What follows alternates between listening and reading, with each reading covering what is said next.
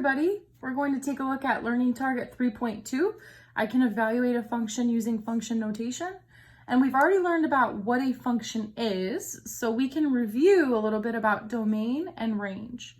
We learned that domain represents your inputs and range represents your outputs. We said what you put into the function, what comes out of the function. Domain is all of our possible x values, and then range is all of our possible y values. And then new for today, if domain is our x values, then our range here is f of x. And this right here is our function notation that we're going to talk about. F of x is how we say this, f of x. It says function notation lets us see what the input value is for a function. So it tells us what input we're going to use so that we can find the output. It also names the function for us. Common notation examples include, we said f of x, let's see, g of x, p of x. Sometimes it doesn't use an x at all. It could say f of t, h of n, various ways to represent function notation, but the key here is that these are instead of y equals. Notice there's no y equals like we're used to seeing. Instead, we're replacing y equals with our function notation. And again, the parentheses, this isn't multiplication here. You're not multiplying h times n. This is pronounced h of n. All right, let's see what I'm talking about here by saying that we know what our input is so that we can plug it in. Our directions tell us to evaluate each function. And in example 1, it tells us our function here, f of x is equal to 2x. Find f of 3. So when it tells us to find f of 3, it's saying that our input is 3, meaning anywhere in our f of x function that we see an x, we can replace x with the number 3. Whenever I'm plugging my input in, I'm going to put it in place of the x's here, but I'm going to use parentheses to be very careful. So I'll start out writing my function, but instead of f of x, we're finding the input. So f of 3 equals. Now I have 2x, but instead of writing x, I'm going to put parentheses, and I'm plugging in my input of 3. So f of 3, meaning we're still looking at my f of x function, but we're putting in the input of 3. And then over here on the right of our equal sign, we just have to simplify. 2 times 3 is 6. So our final answer we evaluated is 6. F of 3, or when we plug 3 into our f of x function, we get 6. All right, example 2. Now we have a g of x function, and it's equal to 3x squared minus 7x. We are asked to find g of -1. So what this means is we look at our function, and anywhere we see an x, so I see an x here, here, and here, I need to plug in a -1.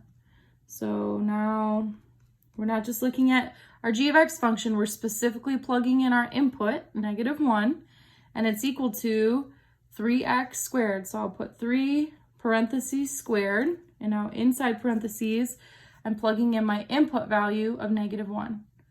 Minus 7x, minus 7 parentheses, and again, instead of the x, I'm plugging in my input value of -1. This is an example where you have to be very careful and be sure to use parentheses. If you don't use parentheses, I have a guess that you will probably make a mistake right here squaring, because we're squaring a negative number. So our g of -1 is equal to, and this is where you need to remember order of operations or use your calculator. We first have to do exponents here, so we need to leave the 3 out front. -1 squared really means -1 times -1. Or if you are putting this in your calculator, you do need to use parentheses around the -1. So should be 3 times 1. And then over here, we're doing -7 times a -1, which gives us a +7.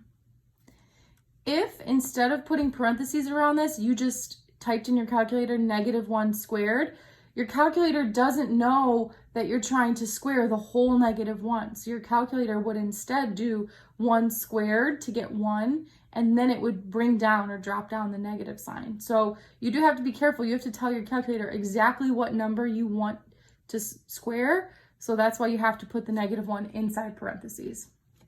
All right, we have to continue here. 3 times 1 is 3 plus 7, and 3 plus 7 is 10. So our final answer is 10. And again, we got that because we plugged in -1 into our g of x function here. All right, example 3. H of a equals 2a squared minus 5a plus 3. And now we are told that the input value here is -3. So anywhere where I see a in my function, I need to replace it with -3. So h of -3 equals, and I have 2a squared, so I'm going to write 2 parentheses squared. But instead of writing my variable a, I'm plugging in -3 minus 5a, so minus 5 parentheses, plugging in my -3, and then I still have a +3 on the end. So all I did in this step is replace all of my a's, my variables in this function, with my input value of -3. All right, let's evaluate it. So here I'm using order of operations, so I have to be careful. I have to do the exponents before the multiplication. So -3 squared gives me 9. And -5 times a -3 gives me a +15. And I'm going to bring down the +3.